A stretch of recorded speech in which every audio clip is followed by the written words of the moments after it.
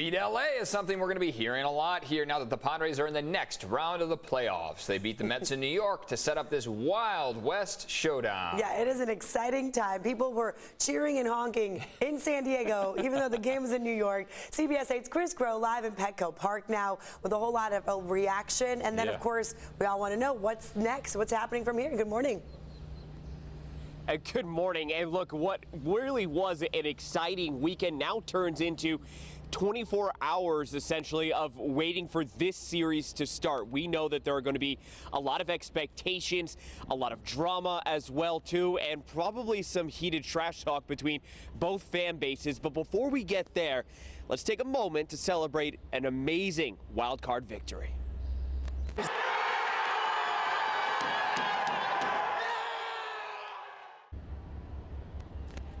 And again, despite the odds, the quite literal odds coming out of Vegas, the Padres pull off the upset.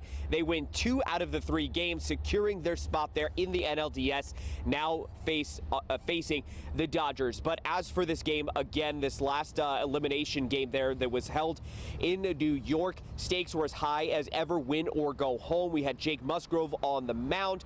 He pitched that shutout. It was so good that, as we've been pointing out this morning, manager Buck Showalter of the Mets actually called for umps to check behind Musgrove's ear for banned substances. Of course, nothing was found, and Showalter's gamemanship, if you will, did not work. It did not throw off Joe. They, of course, hang on to defeat the Mets. We await the Dodgers. That series will start on Tuesday, but it's a 5-game series, so we won't see the Padres in town until Friday. So, of course, what that means is that if the Padres are able to steal one of those first 2 games, you then have 2 games at home at your advantage. So, again, I know that not everybody wants to look that far in advance, but that does mean that, again, things could shape up pretty well here for the Padres if they take one of these first games in LA.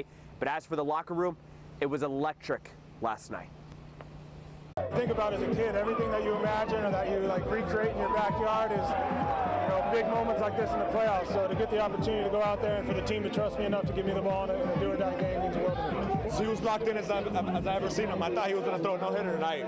It took me back a little bit to that night in Texas. So, that's the guy we wanted on the mound today, and, he delivered.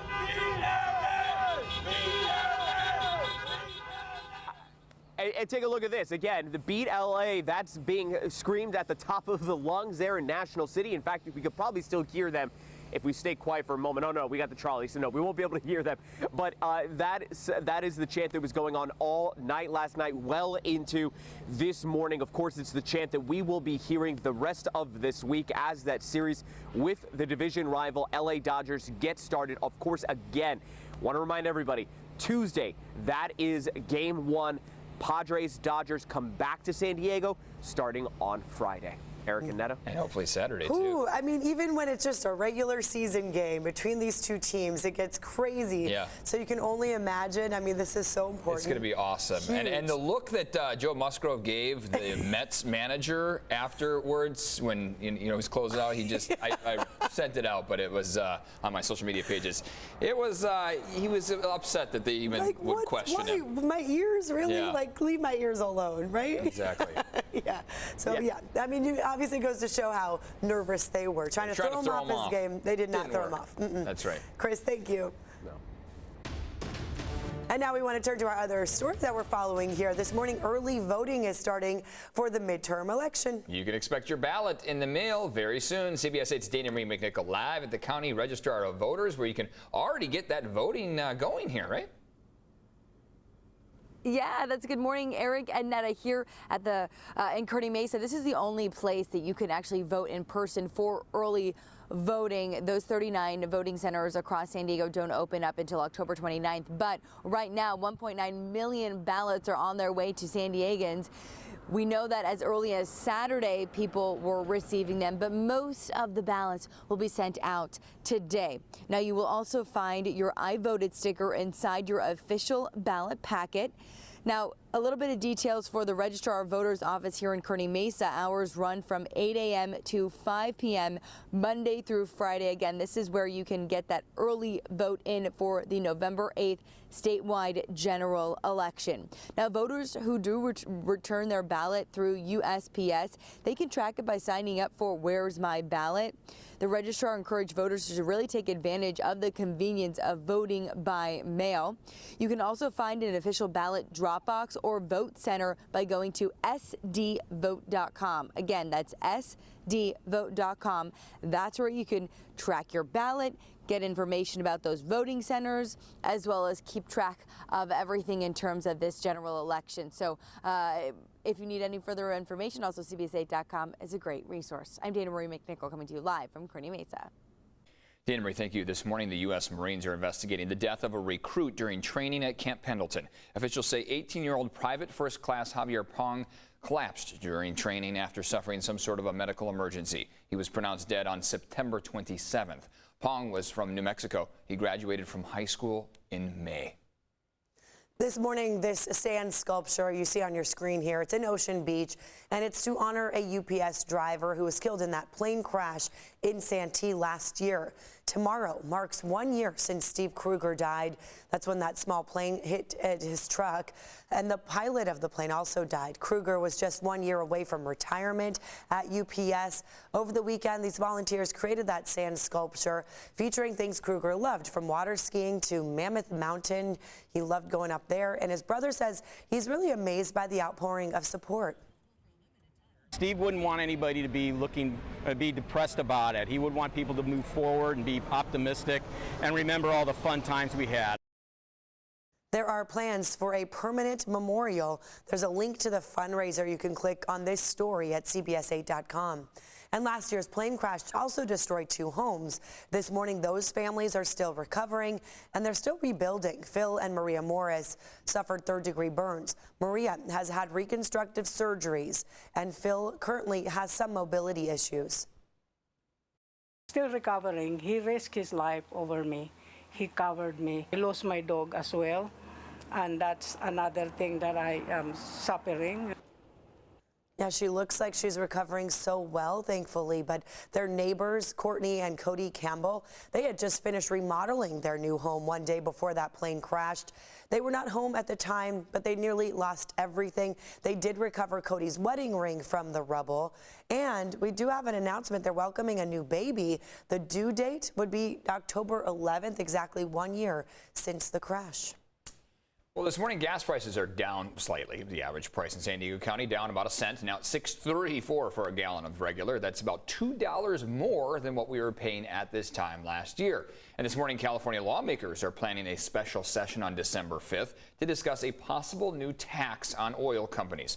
The governor wants to tax companies when they make over a certain amount of profit, which has been a lot lately, right? And he wants to give that money back to the consumer in some way. So why are we paying so much for gas in California? Well, here's the breakdown of the taxes and the fees, which, keep in mind, only add up to about $1.40 for every gallon, not the $2.50 more we're paying than the average nationally. This also includes state and local sales taxes. The group Public Watchdog says this percentage-based tax can be a boon for cities. We don't see a lot of political leaders getting furious about high gas prices in the way that you'd kind of expect it to, because it actually is a great bailout for a lot of city governments.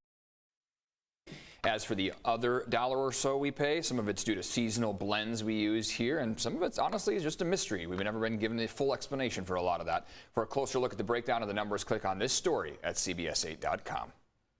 And now here at 6:09, are we waking up to some clouds? Oh, still hanging on. We are indeed, yes. Another day of some clouds along the coast. That marine layer is active, but it's not quite as active as it has been for mornings prior, which means we will probably see some sunshine beaming through relatively quickly this morning. There are a couple spots on the map where visibility is reduced, but these numbers are already improved from a couple hours ago. Ramona's at 4 miles, Fallbrook at 7 miles. Kearney Mesa was at 8 miles, now they're at 9, so this leads us to believe that while while there are some areas of overcast skies, low clouds and fog, not necessarily a concern to kick off the day. By the afternoon, we'll have plenty of sunshine moving through. Temperatures in the low 70s along the coast, low 80s inland. Expect these temperatures to be just in line with average, if not cooler than average. And all through this week, our temperatures are nearly unchanged. By the time we get to this weekend, we'll see those temperatures drop down, in fact, so we'll be cooler than average by the upcoming weekend. And all throughout the week, we hold an opportunity, I should say, for showers and thunderstorms over the mountains, but it really varies. So today and tomorrow, an enhanced risk. That drops down Wednesday, Thursday, and Friday, and then picks up again as we head into the upcoming weekend. Walking out the door right now, we're in the 60s almost across the board. A very comfortable start to the morning. 61 in Ramona. In some cases, a little chilly off toward Alpine at 57. Julian's at 61, and Escondido and Poway both at 64 degrees. That view outside has shown a little bit of cloud cover that we're working through. It's going to be the case moving forward with some patchy clouds, mainly through the AM hours this week. When we look over the mountaintops, that's where we'll see those showers and thunderstorms originate, and then we'll likely see them spread west or east. So that's where our valley floors still hold the chance of some thunderstorms in the forecast moving forward. Temperatures are going to stay cooler than normal, unchanged throughout this week, and again, cool down toward the weekend. Let's talk about how traffic is shaping up as we start off the day. So far, there is only one thing that I want to take you to when we look at our maps out here, and it looks like it was just cleared. So there you go, not a big surprise. Previously, exit ramp on the 54 eastbound to Briarwood Road on the northbound side was blocked with a stalled vehicle. That stalled vehicle has now been cleared. 54 is back to complete normal speeds, so mid 60 mile per hour range. You should be good to go out there.